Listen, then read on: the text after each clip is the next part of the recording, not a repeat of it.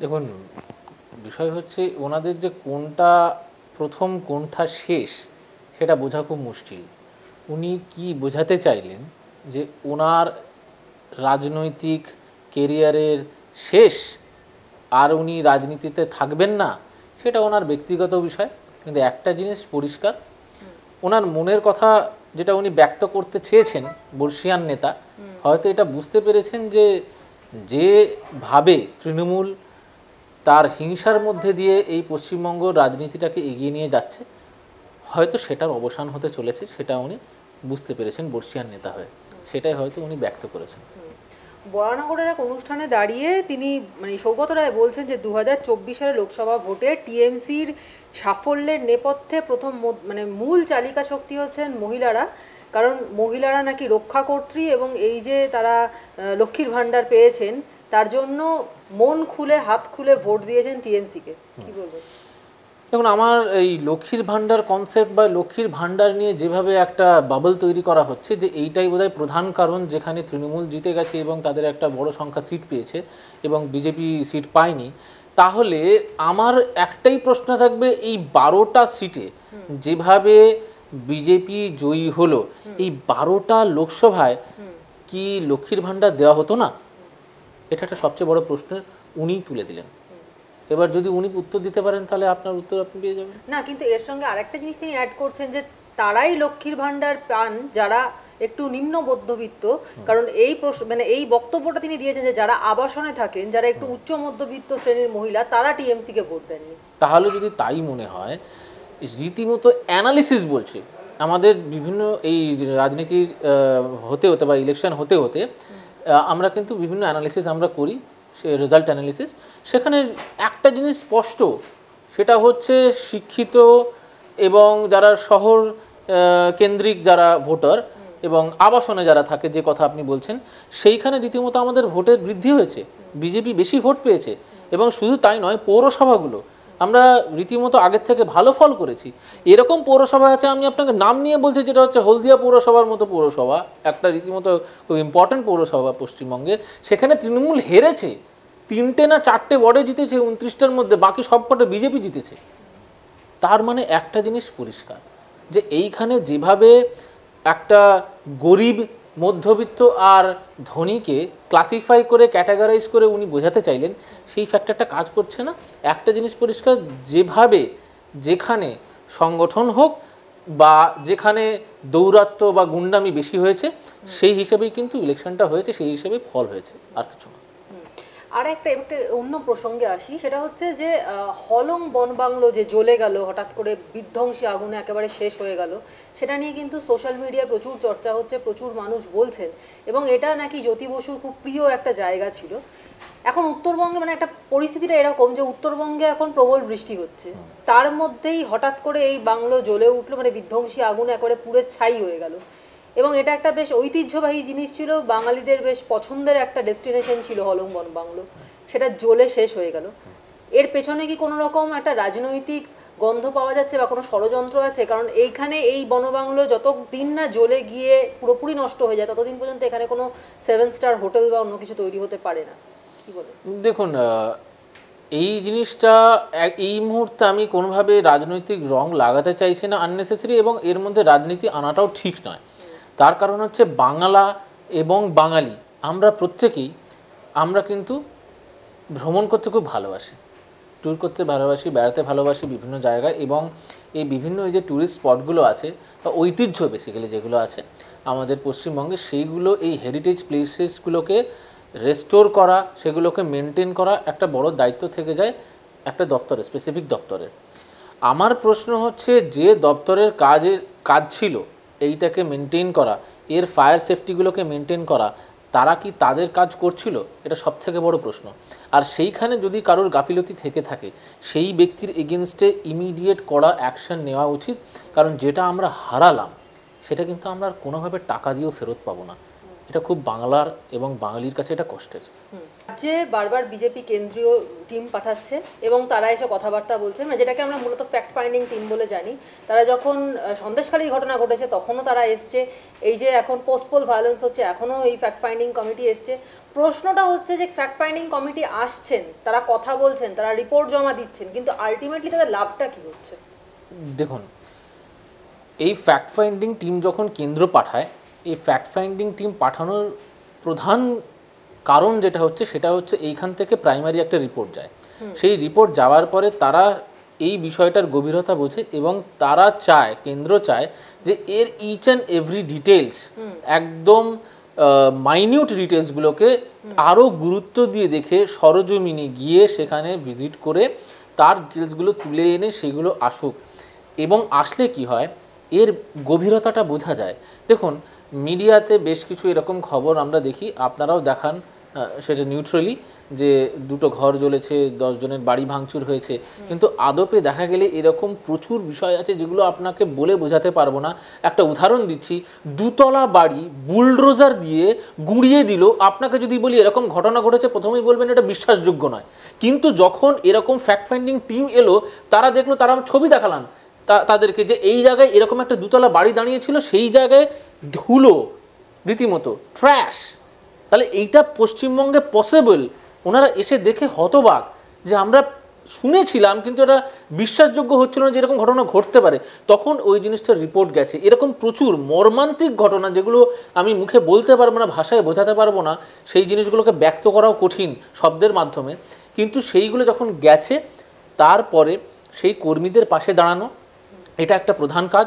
সেটা যেভাবে হোক, সেটা আর্থিকভাবে হোক, তাদের সঙ্গে থাকা হোক, তাদের শেল্টার দেওয়া হোক, এবং তারপরে সেই জায়গাকে আবার আমরা কিভাবে সাংগঠনিকভাবে রিবিল্ড করতে পারি, সেটা কিন্তু টোটালি ইন্টারনাল ম্যাটার। সেই ইন্টারনাল ম্যাটার যেহেতু এটা প্রকাশ্যে আসে না, তাই জন্য হয়তো সাধারণ মানুষের মনে হয় ফ্যাক্ট ফাইন্ডিং টিম কী করলো, কিন্তু তাদের একটা বড় অবদান থাকে আগামী দিন সংগঠন এবং আমাদের পলিসিস কী হবে, কিভাবে আমরা সেভাবে হ্যান্ডেল করবো সিচুয়েশনসগুলো, সেটা ডিসিশন মেকিংয়ে একটা বড় ভূমিকা পালন করে। কিন্তু এই যে ফ্যাক্ট ফাইন্ডিং টিম এলো, তারা আক্রান্তও হলো এবং আলতাবেরিয়াতে বিজেপির কর্মীদের একাংশকে বিক্ষোভের মুখে পড়তে হচ্ছে। এবং সবথেকে বড় যেটা এখানে প্রশ্নবোধক চিহ্ন হয়ে উঠছে, সেটা হচ্ছে যে ডায়মন্ড হারবারে যিনি বিজেপি প্রার্থী ছিলেন অভিজিৎ দাস, তারই অনুগামীরা, তারা এখানে বিজেপির যারা মানে যে টিম এসছে তাদেরকে মানে বিক্ষোভ মানে তাদেরকে ঘিরে বিক্ষোভ দেখাচ্ছে এবং তাদেরকে মানে নিয়ে বিভিন্ন রকম অশান্তি তৈরি করছে।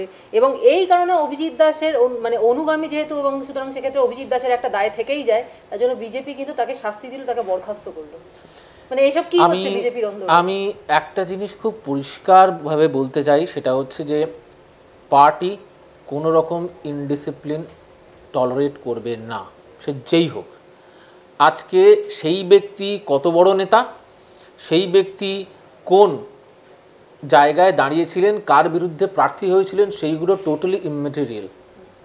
যখন বিষয়টা আসবে, it is a matter of discipline of the party, সেইখানে পার্টি উইল বি স্ট্রিক্ট। এবং সেই জায়গায় তার পদ দেখা হবে না, তার পাওয়ার দেখা হবে না, সে কোথায় দাঁড়িয়েছিল দেখা হবে না, সে কোনো জনপ্রতিনিধি কিনা সেটাও দেখা হবে না। স্ট্রেট তার বিরুদ্ধে অ্যাকশান নেওয়া হবে, এবং আগেও এটা পার্টিতে হয়েছে এবং তাই করা হয়েছে। এবং আপনাকে ক্ল্যারিটি দিয়ে বলি, ওনাকে কিন্তু বহিষ্কার এক্স্যাক্টলি নয়, শোকজ করা হয়েছে যে আপনি যে ঘটনাটা বা আমাদের কমপ্লেন এসছে সেই বিষয়ে আপনি 7 দিনের মধ্যে জবাব দিন। এবং আমার দৃঢ় ধারণা উনি দীর্ঘদিনের নেতা, দীর্ঘদিনের কর্মী আমার পার্টির, এবং তার জন্যই নিশ্চয়ই ওই রকম একটা সিট তাকে লড়তে দেওয়া হয়েছিল। এবং আমার দৃঢ় ধারণা উনি তার যথাযথ জবাব উনি লিখিতভাবে পার্টিকে দেবেন, এবং তার অপেক্ষায় আমরা থাকব। কিন্তু আপনি যেটা বললেন যে পার্টি থেকে তার বিরুদ্ধে কি ব্যবস্থা নেওয়া হয়েছে, কিন্তু প্রশ্নটা হচ্ছে তিনি একজন পার্টি ওয়ার্কার, তিনি দাঁড়িয়েছিলেন এবারে লোকসভা ভোটে, এবং তার বিরুদ্ধে যেসব অভিযোগগুলো উঠছে সেগুলো তো যথেষ্ট মারাত্মক। কারণ তিনি মানে জেপি নাড্ডার, মানে ভারতের বিজেপি সর্বভারতীয় সভাপতি জেপি নাড্ডা, তিনি যে টিম গঠন করে পাঠিয়েছেন সেই টিমকে হেনস্থা করছেন, দলীয় যে অফিস সেখানে তালা লাগিয়ে দিচ্ছেন, তারপরে যে পোস্ট পোল ভায়োলেন্সের পরে যে মিটিং সেখানে কর্মীদের যেতে দিচ্ছেন না। তো একের পর এক তার বিরুদ্ধে এরকম একটা অভিযোগ আছে যেটা তো একেবারে পার্টির বিপরীত। এখনও অবধি আমাদের কাছে এরকম কোনো ভিডিও ফুটেজ বা এরকম কিছু আসেনি যেখানে বলছে যে আমরা এই ব্যক্তির অনুগামী বা এই ব্যক্তি আমাকে পাঠিয়েছিল এবং আমরা এই দাবি করছি, এই ব্যক্তির নির্দেশে আমরা করছি, সেটা কিন্তু কোথাও আসেনি। একটা স্পেকুলেশন উঠেছে, বিভিন্ন জায়গা থেকে কমপ্লেন এসে থাকতে পারে, এবং সেই কমপ্লেনের ভিত্তিতে আমাদের পার্টির ডিসিপ্লিনারি কমিটি যে আছেন, সেই যে ব্যক্তি, যে আধিকারিক, উনি শোকজ লেটার জারি করেছেন, এবং শোকজ লেটার 7 দিনের মধ্যে উনি জবাব দেবেন। উনি যদি যথাযথ জবাব না দিতে পারে, অবভিয়াসলি সেটা যদি প্রমাণিত হয় যে উনি দোষী, প্রকৃত দোষী, তাহলে যথাযথ শাস্তি পার্টি দেবে, সে নিয়ে কোনো দ্বিধাবোধ করবে না, দ্বিতীয়বার ভাববে না পার্টি। আমি আবার বলছি, সে যত বড় নেতা হোক, যত পুরনো নেতা হোক, যত পাওয়ারফুল নেতা হোক, পার্টির ডিসিপ্লিন আগে, তার ঊর্ধ্বে কিচ্ছু নয়, কোনো ব্যক্তি নয়, কোনো পাওয়ার নয়, কোনো সাংসদ নয়, কোনো এমপি নয়, কোনো মন্ত্রী নয়। কিন্তু আরেকটা যেটা ব্যাপার সেটা হচ্ছে যে এই যে পোস্ট পোল ভায়োলেন্সের পরে আমরা দেখতে পেয়েছি যে এই বিজেপির যারা বড় নেতারা রয়েছেন তারা কিন্তু সেখানকার মানুষদেরকে রেস্কিউ করে এনেছেন, এনে এখানে মহেশ্বরী হাউসে তাদেরকে শেল্টার দিয়েছেন এবং তাদের নিয়ে কিন্তু রাজভবনে যাওয়ার চেষ্টাও করেছেন। শুভেন্দু অধিকারী আটকা পড়েছেন, কিন্তু তারপরেও চেষ্টা করেছেন, গেছেন। এরপরে যেটা হয়েছে যে পুলিশ কাস্টাডিতে বিজেপি কর্মীর মৃত্যু হয়েছে এবং তারপরে বিডিও বৈঠকে সেখানে নেত্রীকে মারধর করা হয়েছে। মানে একের পর এক এমন ঘটনা ঘটে যাচ্ছে এবং বিজেপি কিন্তু সেখানে খুব শক্তপোক্ত স্টেপ নেওয়া সেরকম কিছু নিচ্ছে না। মানে চুপ করে কেন বিজেপি বসে আছে? দেখুন, আপনার যদি মনে হয় শুভেন্দু অধিকারী রীতিমতো 200 জন ব্যক্তিকে নিয়ে, ঘর ছাড়া ব্যক্তিকে নিয়ে, আক্রান্ত কর্মীদের নিয়ে যখন রাজভবনে সিবি আনন্দ বোস মাননীয় গভর্নরের, রাজ্যপালের সঙ্গে দেখা করতে যাচ্ছেন, সেইটাকে দেখে কারোর যদি মনে হয় যে বিজেপি স্টেপ নিচ্ছে না, তাহলে আমি খুব দুঃখিত, এটা মিস ইন্টারপ্রেট করা হচ্ছে। প্রথম বিষয় হচ্ছে রাজ্য সভাপতি সুকান্ত মজুমদার যেখানে যেখানে এরকম ঘটনা ঘটেছে উনি গেছেন, উনি বিভিন্ন জায়গায় পরিদর্শন করেছেন, আক্রান্ত কর্মীদের সঙ্গে উনি দেখা করেছেন, কথা বলেছেন, তাদের কথা শুনেছেন এবং শুভেন্দুবাবু নিজে এবং পার্টির বিভিন্ন কর্মীরা, নেতৃত্বরা, এমপি এমএলএরা তারা নিজেদের এলাকায় যে যে কর্মী আছে তাদের পাশে দাঁড়িয়েছেন এবং ব্যবস্থা নিয়েছেন। এখন যদি তালিকা দিতে চাই তাহলে আপনাকে এই তালিকার একটা বই বানাতে হবে, ডিকশনারির মতো মোটা হয়ে যাবে। এবং আমি আপনাকে একটাই জিনিস বলতে চাই যে পোস্টপোল ভায়োলেন্স শুধু নয়, এই ভায়োলেন্সটা যাতে আর না হয় পশ্চিমবঙ্গে, তার জন্য আমরা কিন্তু বারবার বলেছি যে কেন্দ্রীয় বাহিনী দিয়ে এই নির্বাচনগুলো হোক। আপনি একটা জিনিস মানতে হবে বা আপনি রাজি হবেন, সেটা হচ্ছে যে এইবারে লোকসভার নির্বাচনটা ফার্স্ট, সেকেন্ড, থার্ড ফেজ একদম কিন্তু একটা ভায়োলেন্স ছাড়া, ভায়োলেন্সহীন একটা ইলেকশন আমরা দেখতে পেয়েছি এবং তারা প্রচেষ্টা যথেষ্ট করেছে যাতে আবার পরেরগুলো যেগুলো 4, 5, 6, 7 সেটা যথারীতিভাবে এরকম নন ভায়োলেন্ট একটা শান্তিপূর্ণ নির্বাচন হোক। কোনোভাবে আমাদের রাজ্যের যে সরকার, তৃণমূলের চটিচাটা পুলিশ, তাদেরকে দিয়ে 7th ফেজটা বেসিক্যালি তারা কিন্তু হামলে পড়েছিল, বুঝতে পেরেছিল এইগুলো যদি আমরা সিট না পাই তাহলে ধরাশায়ী হয়ে যাব এবং রীতিমতো সেখানে আমরা দেখলাম আবার সেই মৃত্যু হলো, রক্ত ঝরলো, মারপিট হলো এবং কাউন্টিং শুধু না, পোলিং এজেন্ট, কাউন্টিং এজেন্ট তাদেরকে সেই বুথ থেকে বের করে দেওয়া হলো, কাউন্টিং হল থেকে বের করে দেওয়া হলো, সেটা আপনারা দেখেছেন। আর এইটা বোধহয় গিনিস বুক অফ ওয়ার্ল্ড রেকর্ডসের নোট হবে যে একটা লোকসভায় 7 লক্ষ ভোটে একজন ক্যান্ডিডেট জিতেছে এবং সেই যদি সিটগুলো দেখেন, সেই সিটগুলোতে বিজেপি 1, বিজেপি 0, অন্য জায়গায় হচ্ছে প্রায় 99% যে ভোটার সেই ভোটিং পুরো পড়েছে টিএমসিতে। এবং আরও যে ছবি আমরা দেখলাম, বিজেপির যেখানে বোতাম সেই বোতামে কালো টেপ লাগিয়ে দেওয়া হলো। এইটা হচ্ছে তৃণমূলের সংস্কৃতি, তৃণমূল এই স্ট্র্যাটেজি, তৃণমূলের এই পলিসি, তারা এইভাবে নির্বাচন করতে চাইছে। সাধারণ মানুষ দেখছে, নিশ্চয়ই আগামী নির্বাচনে তারা উত্তর দেবে, জবাব দেবে। কিন্তু তৃণমূলের স্ট্র্যাটেজি যাই হোক, কিন্তু বিজেপির অন্দরেই তো একটা গোলমাল লেগে যাচ্ছে। কারণ এই যে প্রার্থীদের নাম যেই না মাত্র ঘোষণা হলো, সঙ্গে সঙ্গে এদিকে রানাঘাট, অন্যদিকে রানাঘাট দক্ষিণ, বাগদা, এই সমস্ত জায়গাতে বিজেপির পার্টি ওয়ার্কাররাই বিক্ষোভ দেখাচ্ছেন, কারণ প্রার্থী পছন্দ নয়। বারবার বিজেপির প্রার্থী নির্বাচনের পরেই এরকম একটা সমস্যা ঘটছে, এটা কেন হচ্ছে? সংসার বড় হয়েছে, এটা আমাদের সেই 2011, 2012, 2014 সংসার নয়, পার্টি বড় হয়েছে, স্বাভাবিকভাবে ঠোকাঠকি একটু লাগবে। এখন বিষয় হচ্ছে তৃণমূল কংগ্রেসের আর কোনো মুদ্রা নেই, টপিক নেই, তারা মাঠে নামতে পারছে না। এখন খুঁজে খুঁজে মাটি খুঁড়ে বের করছে কি কি টপিক নিয়ে তারা এখন প্রকাশ্যে মিডিয়ার সামনে তারা ভেসে থাকতে পারে। তো এরকম বেশ কিছু টপিক উঠে আসবে। আমি আপনাকে দায়িত্ব নিয়ে বলতে পারি যে আগামী যে বাই ইলেকশনগুলো হবে তাতে বিজেপি ভালো ফল করবে এবং এই যে অন্তর্কলহের কথা বলছেন, সেই অন্তর্কলহ কথা যদি বলতে হয় তাহলে একটাই জিনিস বলতে হবে যে একদিকে হুমায়ুন কবির বলছে পুরনো কর্মীদের আমাদের পাত্তা দেওয়া হয় না তৃণমূলে। আজকে শেখ সুফিয়ান, উনি কে? মুখ্যমন্ত্রীর ইলেকশন এজেন্ট ছিলেন নন্দীগ্রামে, উনি বলছেন যে নতুন নতুন নেতাদের মাথায় চাপিয়ে দেওয়া হচ্ছে, আমাদের পুরনো নেতাদের জায়গা দেওয়া হয় না। তো এইটা হচ্ছে তৃণমূলের ঘটনা। আর সব থেকে বড় জিনিস হচ্ছে তৃণমূলের একটা ভাগ এখন ভাবছে আমি অভিষেক লবিতে যাব না মমতা লবিতে যাব। এই মমতা আর অভিষেক লবি করতে গিয়ে তৃণমূলটা এখন পুরোপুরি আড়াআড়ি দ্বিধাভক্ত। তো এই জায়গাতে আপনি বুঝতে পারবেন আগামী নির্বাচনে কিভাবে তারা নির্বাচন করবে এবং 294টা সিটে আদৌ প্রার্থী খুঁজে পাবেন কিনা এটাও কিন্তু সন্দেহ। কিন্তু বিজেপির ক্ষেত্রেও কিন্তু এই একই জিনিসের মানে অভিযোগ উঠছে যে বিজেপির ভেতরেও যেই না মাত্র এই ভোটটা শেষ হলো, ভোটের ফলাফল বেরোলো, সঙ্গে সঙ্গে কিন্তু বিজেপির মধ্যেও একটা অন্তর্কলহ তৈরি হয়েছে। মানে বিজেপির যারা শীর্ষ নেতৃত্ব যারা পার্টির মধ্যে রয়েছেন তাদের মধ্যেই একটা মানে পার্টি এইখানে দ্বিধা বিভক্ত না বলে ত্রিধা বিভক্ত বলাই ভালো, প্রায় 3 দিকে ভাগ হয়ে গেছে। এবং সেইভাবেই দেখা যাচ্ছে যে ফেসবুকে বা বিভিন্ন সোশ্যাল মিডিয়াতে দেখা যাচ্ছে যে সেই 3 দলের যারা মানে ফলোয়ার্সরা রয়েছেন তারা একে অন্যের দিকে কাদা ছোড়াছুড়ি করছেন।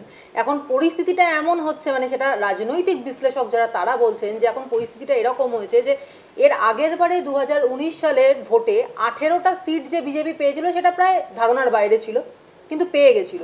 এবার যখনই পেয়ে যায় মানে বিজেপি পেয়ে গেছে তখনই তাদের আরেকটা মানে টার্গেট হয়ে গেছে যে এবারে যাতে কোনোভাবে ক্ষমতায় আসা যায়, কিন্তু ক্ষমতায় আসা তো দূরস্থান, সেখানে আরও সিটটা নেমে গেল।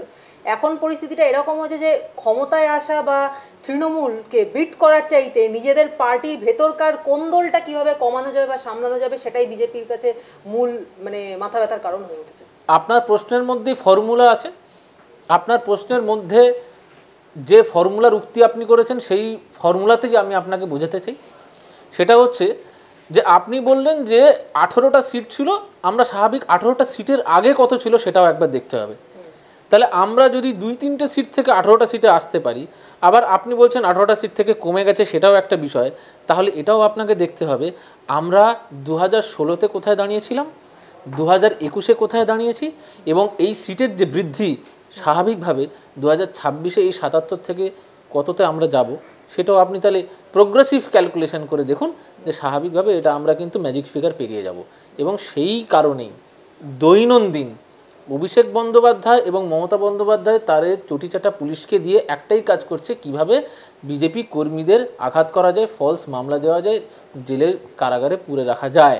আর আরও একটা বিষয় বলি, এই নন্দীগ্রামে হেরে যাওয়ার যে যন্ত্রণাটা মুখ্যমন্ত্রীর শুভেন্দুবাবুর কাছে, সেই যন্ত্রণাটা উনি কোনোভাবে কোনো পেন কিলার দিয়ে কমছে না, কোনো মলম কাজ করছে না। এখন উনি সেই জায়গায় একটাই পন্থা ধরেছেন কিভাবে শুভেন্দু অধিকারীকে আটকানো যায়, শুভেন্দু অধিকারীকে কোনো প্রোগ্রামে না যেতে দেওয়া যায়।